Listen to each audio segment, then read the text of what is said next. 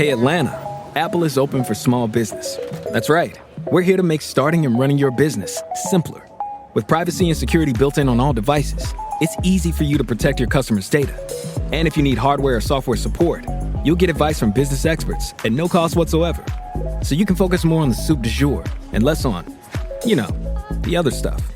At Apple, we're open for your small business. Go to apple.com/small business or visit an Apple store to learn more. How would you like a 15% discount to my daily email, the stack of stuff, the show notes, discounts to the conference, all of that? All you need to do is text the word show to 33777. You'll get the annual subscription with a 15% discount to my daily email. You'll get the stack of stuff, the links to the show notes, discounts to the conference, and so much more. All you have to do is text the word show, SHOW, to 33777. Text show to 33777.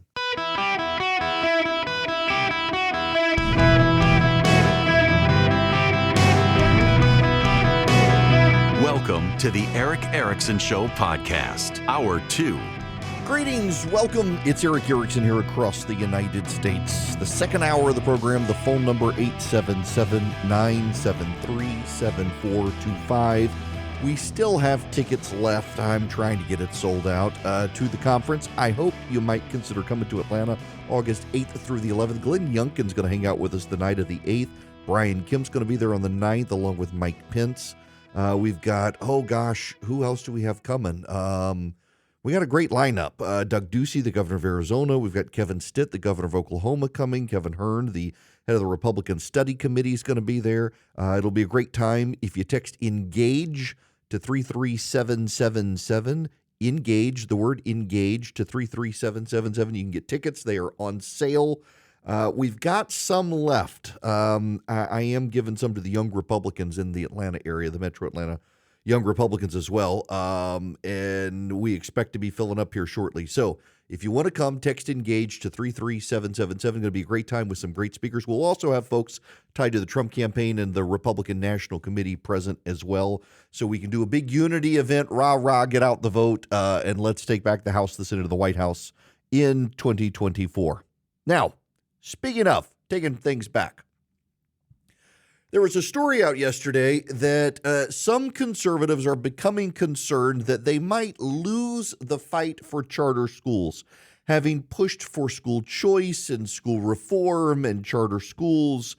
Progressives, of course, come in to take over, and there is anxiety among conservatives that they keep winning institutions, creating new institutions, and then the left takes over, whether it's academia, the press, corporations, education. It seems like nowhere is the right safe.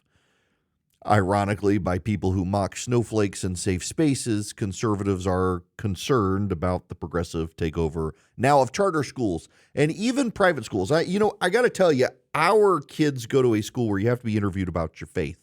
You have to have a faith commitment that is a Christian evangelical faith commitment to go to school.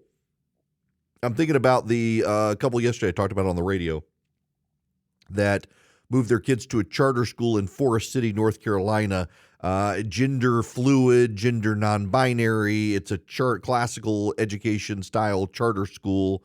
They've moved in and now they feel disrupted, that the family does, because the school's just in the school community, just really not down with a necromancer, witch, transgender with non-binary and gender fluid kids. It's just not quite fitting into this conservative community of Forest City. Of course, the people in the community are vilified as the bad guys.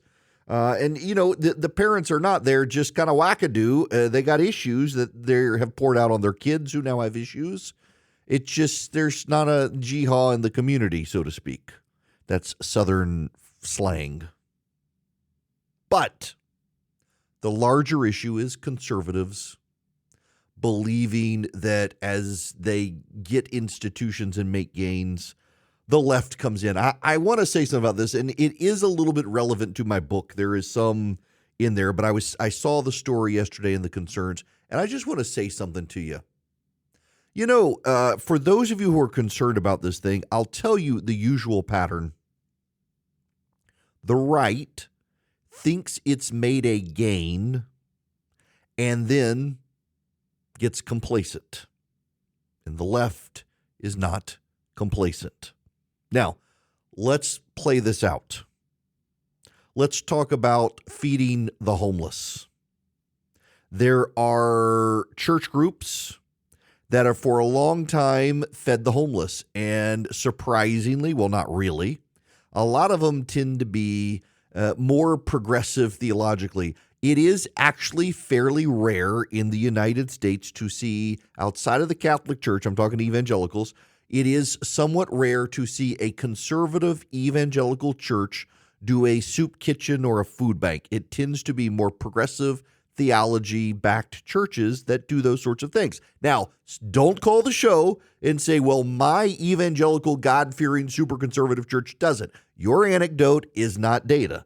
The data shows that evangelical conservative churches tend to spend more in the mission field, sending missionaries around the world, and the progressively theological churches tend to actually concentrate in their own backyard, feeding the homeless and things like that. And of course, with it comes all sorts of other stuff, political agenda and the like.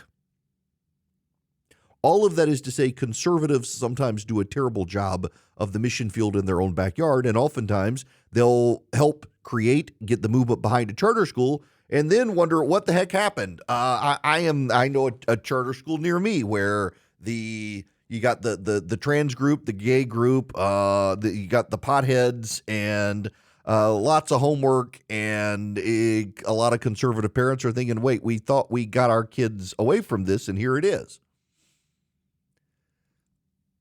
So I want to talk about a friend of mine, and I'm going to leave out some of the details. This friend of mine is a minister. His kids go to public school. They go to a pretty good public school, but it's a public school, and it's in an urban area. And, he's in charge of the talent show. And it's another Christian in charge of the PTA. And it's other Christians who are the library volunteers and get to help pick the books for the library. And it's other church people in evangelical conservative church groups who are involved in the athletic program and involved in the drama program, and involved in the literary program, and involved in the prayer before school program, and involved in the after school program, and involved in the monitoring program. And they have made a commitment to do that. This is my frustration with so many conservatives who get so worked up about so many of these things is you've abdicated your role, and nature abhors a vacuum. And guess who's going to fill it? So let's take the worst case scenario. You go into your public school and you get all your friends whose kids also go to the school, and you get all their parents who are believers, conservative, socially conservative, Christians, evangelicals, whatever. And you got a bunch of progressives in charge. Well, go join the boards and have some say. Because I bet you some of these progressive volunteers in charge of some of the programs have never had anybody object. And most people actually wish to find peace. Most people wish to actually collaborate and not be hostile in groups. And so the progressive who's been doing the drama department play on some left-wing issue might say, okay, I didn't realize there were people here who didn't feel comfortable going in that direction. And you might not be able to get them to do Passion of the Christ, but you might be able to get them to do some play that's not offensive to anybody. You can't sit on the sidelines, though. If you're worried about your institutions being captured, go be involved with them. Now, here's the thing. You're not always going to get your way. Sometimes you might lose. And the question then becomes, what do you do? I know people who take their football and go home. I encounter this on a regular basis. People who think, well, the progressives have taken over the group I belong to. And so I'm not going to go be a part of this group anymore because the progressives are in charge of it. And because the progressives are in charge, they clearly don't want me, so I will leave. Forget the whole loving your neighbor stuff. This is if I can't get my way, I'm leaving. As opposed to maybe you disagree with some of the people, but maybe you can be a force for good and find some common ground. And is it really an affront to you? Is it really offensive to you? Is it so offensive you can't be involved? Or have you decided to be offended? Because there is a difference. Some people decide to be offended when it's not necessarily something to be offended over. They're just hypersensitive about it. But if you're worried about the intellectual capture of the institutions in which you're involved, well, be involved. And do it in numbers and bring in more people and get more people engaged who can stand with you and support you. And also, don't be a brain biblical donkey to the other side. You don't need to be a horse's behind to people whose propensity might be to be a horse's behind, but you can be the salt of the light. This whole worrying notion among conservatives of intellectual capture and institutional capture is growing, and it doesn't. I don't think there's a coincidence that it also comes as there's a growing sense of victimization of people on the right. People on the right used to believe that it was a choice to be a victim. Now, there are bad things that happen to some people, and they are victims. But for a lot of people who perceive themselves to be victims, there's actually nobody's done anything wrong to them. They just have decided, I'm a victim because I didn't get my way, or they got their way, or things didn't go my way, or people have shifted in a different direction. That doesn't make you a victim. It just means maybe you lost an argument. But you can get involved and stay involved. And if you are a nice and reasonable person, people who might disagree with your politics might actually decide you know what you're talking about in this group because you've shown your commitment to it. Not in every case is it going to work. But in way more cases do I think people on the right realize it is.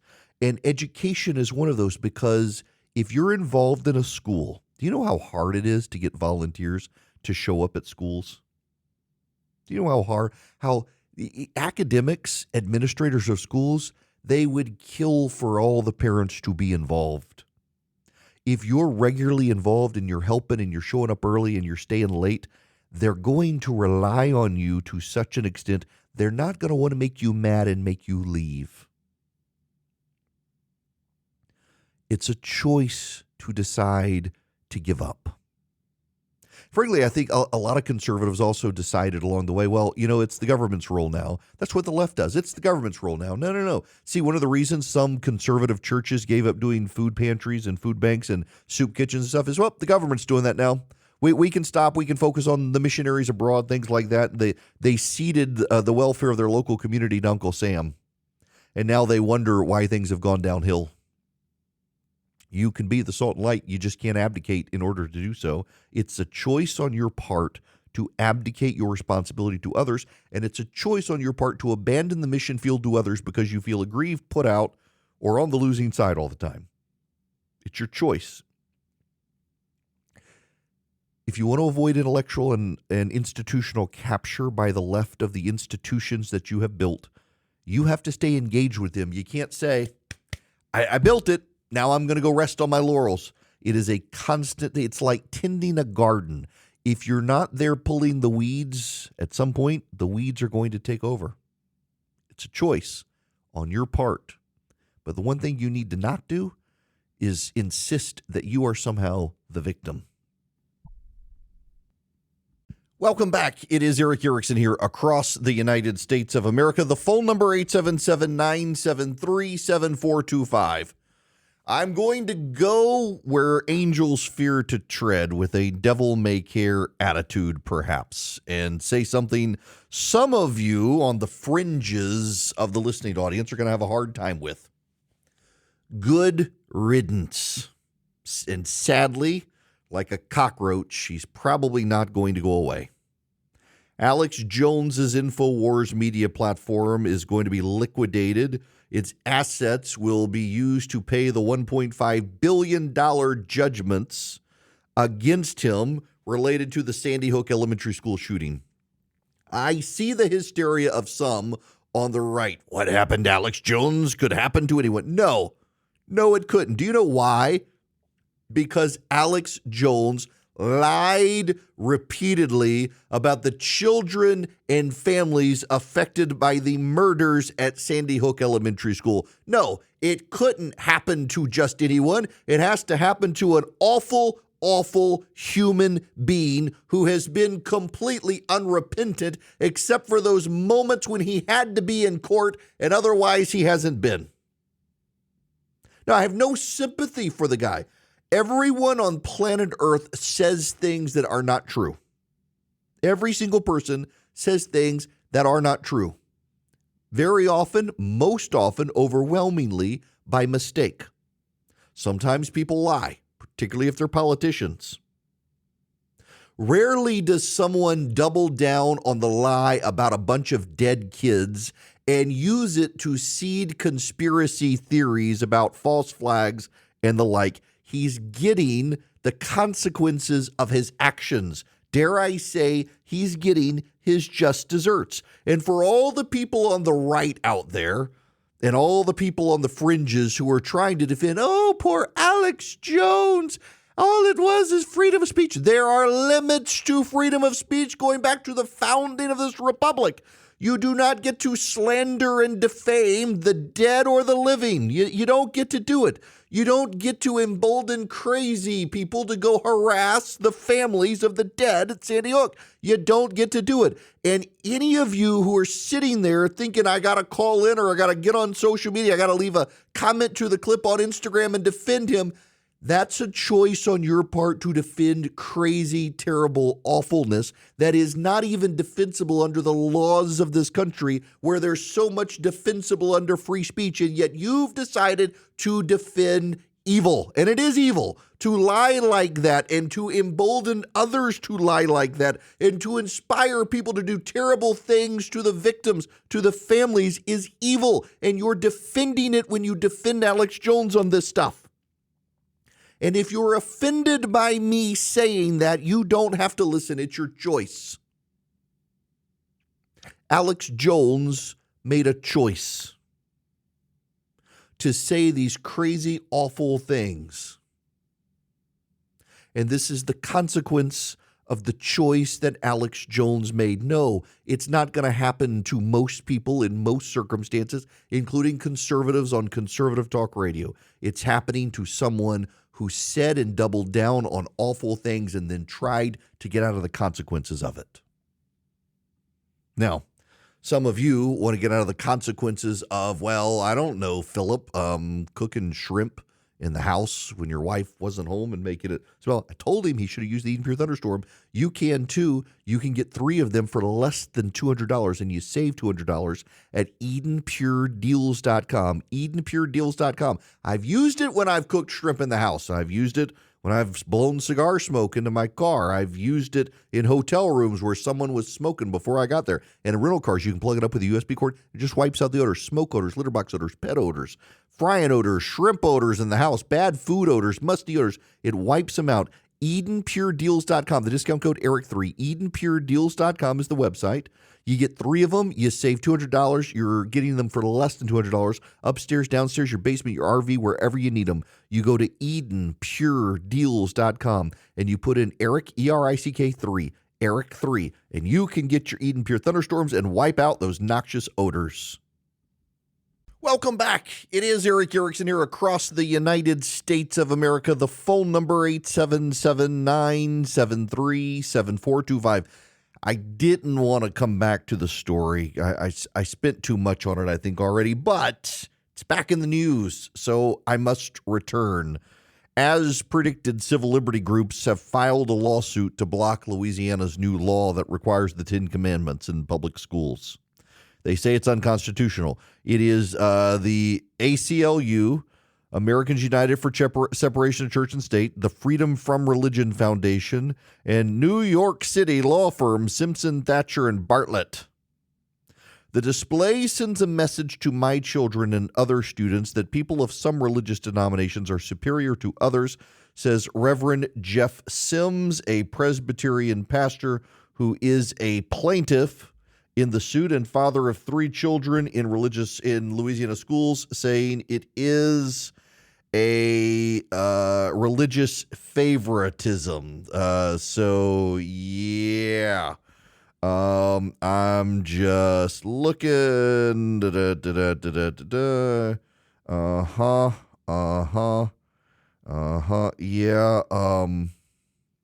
Yeah, definitely doesn't appear to be PCA.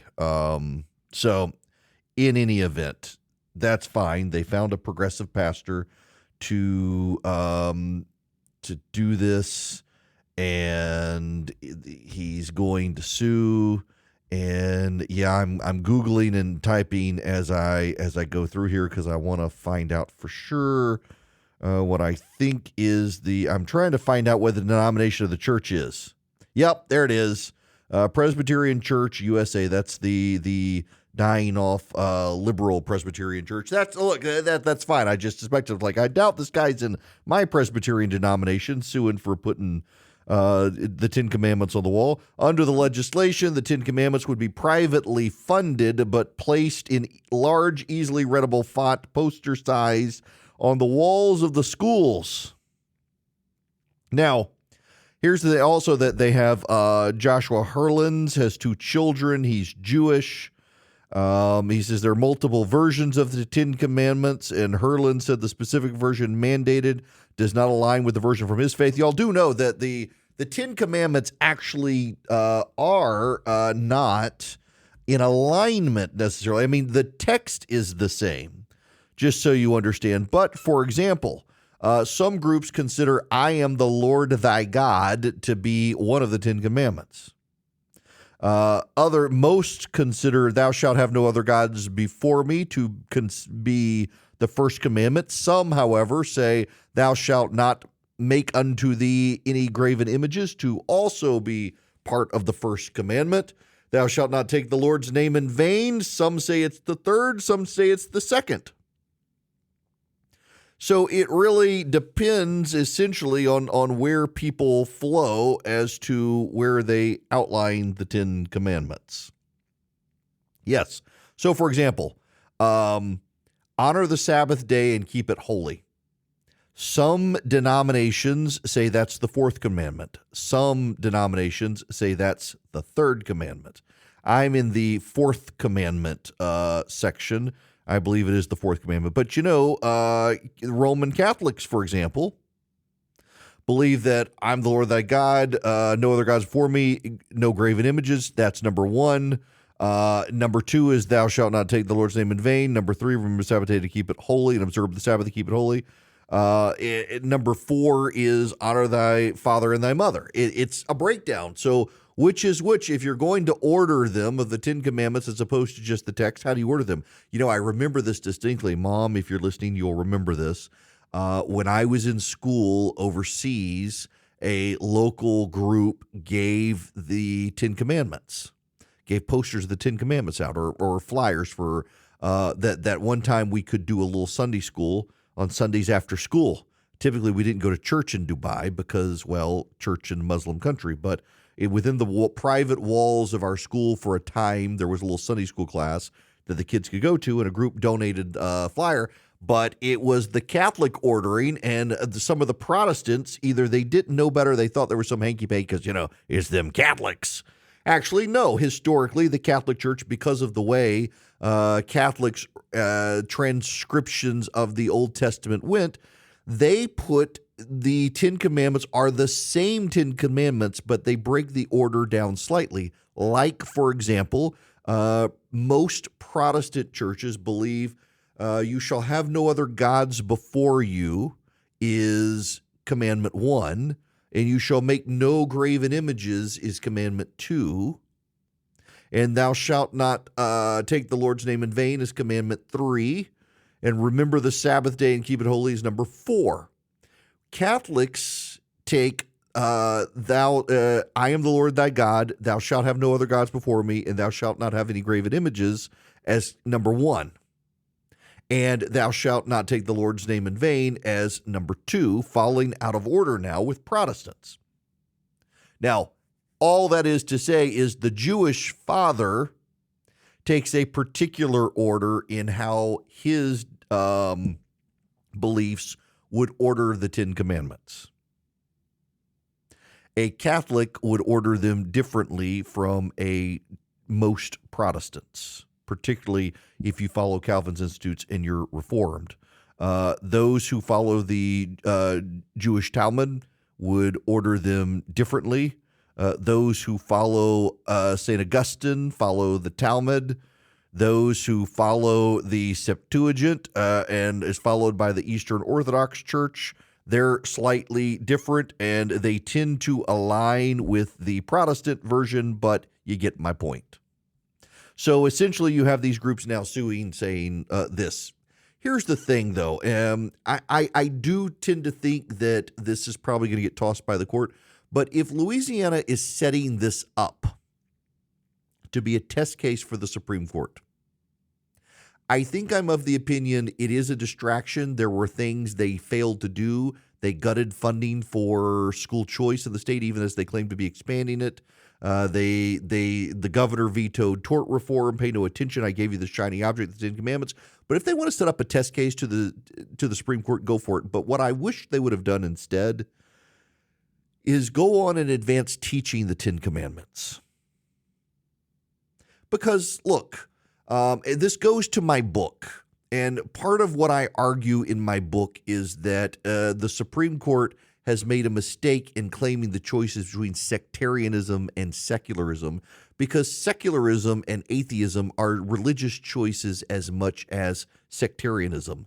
You are picking a side when you pick secularism, and secularism and atheism are very much a religion. I mean, there really is no such thing as an atheist. Now, I know some of you believe you're an atheist, but you are a worshiper of probably wherever you're putting your most money. And if you're putting your money on yourself, well, you probably worship yourself. There's no such thing as a real atheist. There are anti-theists, people who hate God, but everybody worships something. And secularism tends to worship the world. And so the Supreme Court, by saying in the secular sectarian divide that we got to go with secularism, has made a choice of worship.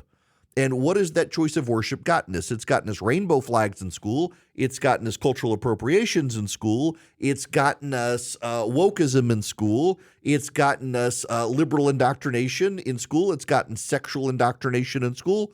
It's gotten exactly the opposite of sectarianism in most cases, which suggests it actually is a religion. And by using this false dichotomy in the Lemon versus Kurtzman test, which the Supreme Court, by the way, rejected in the Kennedy case, I think 2 years ago, or maybe last year, it is worth us at least considering that there are a number of states that have advanced the 10 Commandments as a historic and literary class worth studying, along with Hammurabi's Law, for example. And I think that's a smart thing to do. Because in Western civilization, it's not a coincidence at all that Western civilization was founded with a Judeo-Christian ethic, in large part because of the spread of Christianity in the Western world. And with the spread of Christianity came a belief in the 10 Commandments. Now, you can differ based on your theology, whether or not it is mandatory or the oughts as opposed to the musts and things like that. Where does grace come in, and all those sorts of things. But the 10 Commandments are foundational to Western civilization. And that's part of the point that the governor and the legislation pointed out, is that the historic underpinnings of Western civilization do actually go back to the 10 Commandments. The problem is too many of the people who have championed this have talked about putting God back in the classroom. And the way the legislation has worked, the Jewish parent does actually have legitimate concerns of exactly how are you ordering the Ten Commandments, which is kind of funny. But is kind of advancing morality based on faith of a sectarian faith is a fight worth fighting, because the progressive faith of transgenderism and abortion and cultural identity on the left, all of that is a by faith choice by the left. All of that is a choice to advance a religion of a kind preferred by the left. And the right should not have to cede public schools to left-wing religion. If anything, none of it should be allowed in schools because it is a religion. They may not call it a religion. They may not treat it as a religion, but it's a by-faith belief. It is a by-faith belief that a boy can become a girl. It's a by-faith belief. It is a by-faith belief that God gave Moses the Ten Commandments. There's no difference there, except one actually has a historic pedigree and the other is contrary to science. My suspicion, however, remains that the court's not going to embrace the Ten Commandments. It'd be nice if they did. It'd be nice if in overruling Lemon versus Kurtzman, they would completely allow in schools to the Ten Commandments. I do think that by prohibiting that, they are prohibiting states and local communities from making choices that reflect their local communities. I of course, actually oppose the incorporation doctrine among the states. That is where the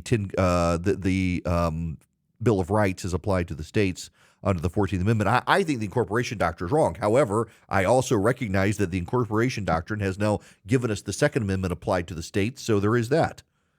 But if you get rid of the incorporation doctrine, as some conservatives want to get rid of the incorporation doctrine that says the states must comply with not the Ten Commandments, with the Bill of Rights, the first 10 amendments to the Constitution, if that happens, then you need to understand that your gun rights are no longer safe at the state level in a lot of states. So there's a trade-off. But I do think it's worth noting the left has advanced their own religion in public schools masquerading as secularism, and it has gotten us to a religious-like indoctrination on sexuality, gender, and culture. And, of course, the right's not going to sit back. They're making a play. I think they could have done it smarter, and, in fact, I think they should probably advance school choice in Louisiana to allow people an escape from the public schools. But at the same time, I do think it's time for the Supreme Court to push a little further on its religious liberty jurisprudence. Now, speaking of, Hillsdale College Imprimis has just a ton of information on religious liberty and the role religious liberty played in the foundations of the country and so much more. You can also take the survey, the presidential selection survey for Hillsdale College at ericforhillsdale.com, E-R-I-C-K, ericforhillsdale.com. If you go to Hillsdale College's website, ericforhillsdale.com, well, that's the website we've set up for me. It's not their official website. You can find out more about Hillsdale, and you can take the survey on the presidential selection survey. Should we continue the Electoral College, or should we do a national popular vote? Should we align the two in some capacity? Should we rethink it? Hillsdale College wants to know what you think. And so if you go to ericforhillsdale.com, you can take the survey, but you can also find out more. You can subscribe to Imprimis. You can take free courses with some great academics from the right at Hillsdale College. They do so much for the mind in America. And by the way, they also have a great curriculum for charter schools and classical education schools that are being adopted around the country. Such a great institution. Find out more at Eric, E-R-I-C-K, ericforhillsdale.com. Yet again, the Supreme Court has hit the pause button on Joe Biden's plan to bail out student loans. He keeps trying to find novel ways to get around them, and they're not quite biting. Welcome back. It's Eric Erickson here. And by the way, phone lines open, 877-973-7425. So the Biden administration, they've tried now several times to find a way to bail out student loans, and they were able to pass a law with the Democrats that people who worked in the nonprofit sector or in government could have their student loans up to certain amounts paid off. And we're starting to see people get notices and push, oh, thank you, President Biden. Interestingly enough, the note is the Biden-Harris administration is pleased to announce taking political credit for paying off people's student loans. But the bigger programs that Biden has tried to enact by executive order He can't do it, and the Supreme Court has hit pause now on multiple versions of this. Also, you should know the Congressional Budget Office says that the student loan forgiveness plans, if going through, would dramatically escalate the national debt and deficit, even though the Biden administration's their talking point is that this costs nobody anything. It's actually, though, of course, taxpayers are going to foot the bill. I mean, just think about it. If you take out a student loan for your degree in puppetry arts and the government gives the money to the college, where does the money from the government come from? The taxpayer. And what has the student promised to do? Pay back that money with interest. Well, so the taxpayer money's already out the door to the colleges, and the student was going to pay it back with interest, and now they're not. So the taxpayers already fronted the bill, and that's what's happening here, people. Of course, the taxpayers were always going to be on the hook for it. Of course they were. Now, beyond that, though, good for the Supreme Court. The left has been somewhat quiet on this because of the overreach, but here's the thing. You don't want to set precedents. And now I realize I'm the last one in America that cares about this, but do you really want to set precedents that the other side is going to take advantage of? If Joe Biden can do stuff like this, there are things Donald Trump will find that he can do. And in doing those things, well, the Democrats will complain just as the Republicans are complaining. But it doesn't make it right. The President of the United States does not have the power under the Constitution because this was an appropriation by Congress. Checks and balances still mean things, contrary to what some people say. We're not in a post-constitutional republic. The Constitution still applies to these sorts of things, and both sides are acting like it doesn't when it actually does. And the Supreme Court is forced to step in and be the mediator and arbitrator of all these disputes, and thus far doing the right thing, stopping Joe Biden from another student loan bailout.